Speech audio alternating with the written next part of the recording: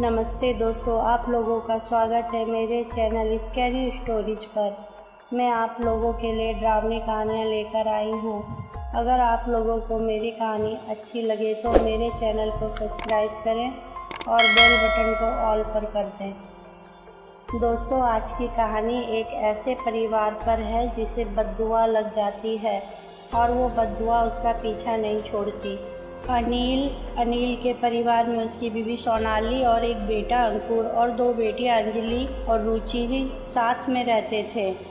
अनिल के माँ बाप अक्सर बीमार रहते थे। वो अपने माँ बाप से तंग आकर अपने माँ बाप को गांव में अपनी बुआ के पास छोड़कर आता है और बुआ से झूठ बोलता है कि बुआ, मुझे किसी काम से थोड़ा बाहर जाना है, कुछ दिन के लिए आप मम्मी और पापा को अपने साथ रखो।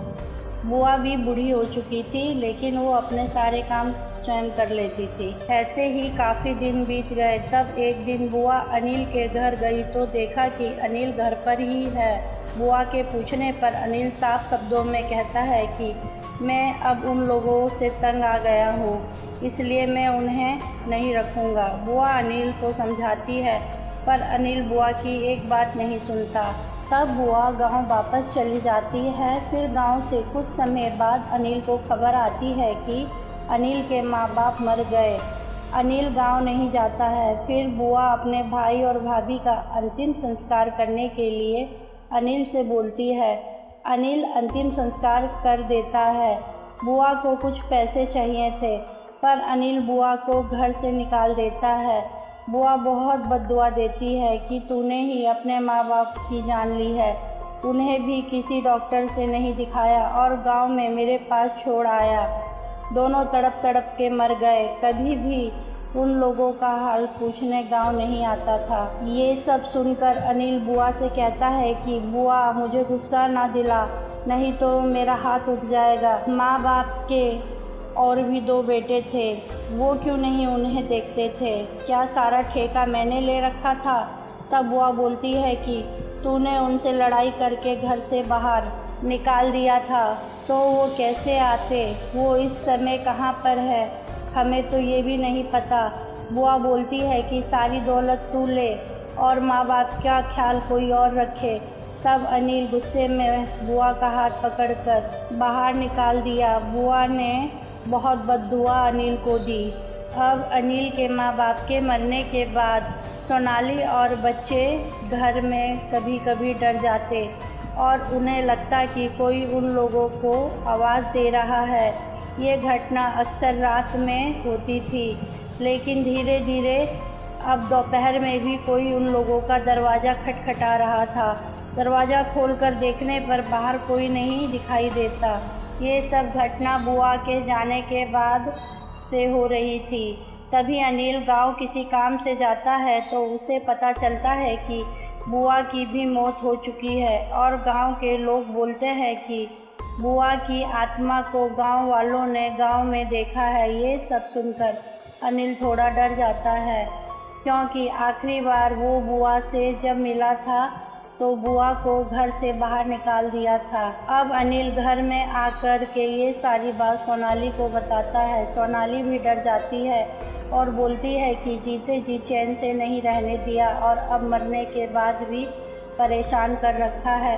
क्यों नहीं किसी साधु बाबा को दिखाते हो?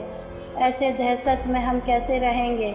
अनिल बोलता है कि नहीं, हम दूसरे क्वार्टर में चलते हैं, शायद वहाँ सब ठीक हो।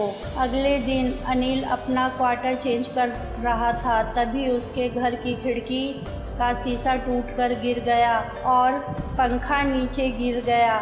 सब लोग बाल बाल बचे। अब अनिल अपने परिवार के साथ दूसरे क्वार्टर में रह रहा था। उसे लगा कि अब सब ठीक है, पर वो पहले जहाँ रहता था वहाँ उसके पड़ोसी जो बगल में रहते थे वो दुर्गा माँ के भक्त थे और सुबह शाम भगवान जी की आराधना करते थे। इसीलिए अनिल वहाँ सिर्फ डरता था, पर इस घर से ज़्यादा सुरक्षित था। तभी उस घर में भी वैसे ही हो रहा था। रात को अजीबोगरीब आवाज़ आती और घर की खिड़कियाँ भी थरथराती, जैसे मानो कोई बाहर से खिड़कियों को झंझोड़ रहा है। सुबह हुई तो बाहर आंगन में किसी की पोटली पड़ी हुई थी, जैसे किसी इंसान ने की हो। अजीब घटनाएं घर में हो रही थी। तभी अनिल ने साधु बाबा को बुलाकर दिखाया तो साधु बाबा ने बोला कि ये किसी की बद्दुआ है जो आपका पीछा कर रही है।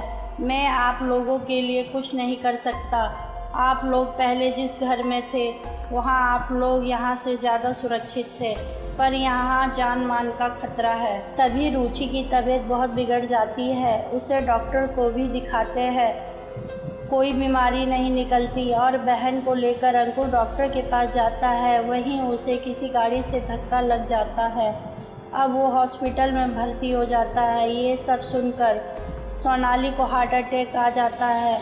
अब अनिल तो पागलों की तरह करने लगा और समझ नहीं पा रहा था कि क्या करे, लेकिन अंजलि अनिल को संभालती है और माँ को लेकर अस्पताल जाती है। अब अस्पताल में सोनाली जो कि अपनी ज़िंदगी से लड़ रही थी, वहीं बेटा अंकुर भी सीरियस था और रुचि भी बेहोश थी।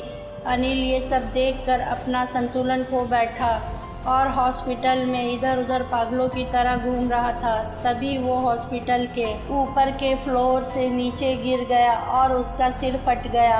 उसके सिर से बहुत खून निकल रहा था। अनिल की मौत हो जाती है।